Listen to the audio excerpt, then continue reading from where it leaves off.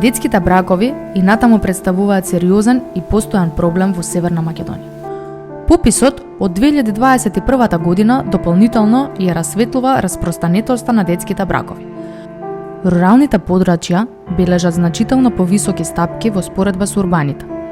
Највисока застапеност на адолесцентни бракови и раѓања се регистрирани во општините каде што пристапот до образованието и социјалните услуги е ограничен. Детските бракови често водат до адолесцентна бременост, што дополнително го одржува циклусот на рано мајчинство и економска зависност.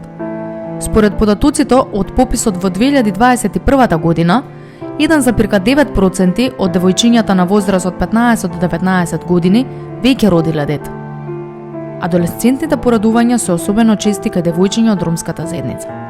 13,1% во споредба со 5,7% кај девојчињата од турската заедница и само 0,6% кај македонките.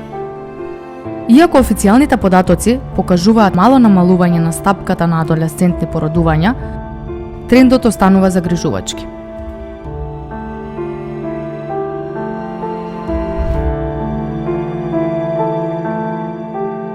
Јас не се согласувам на присилен брак.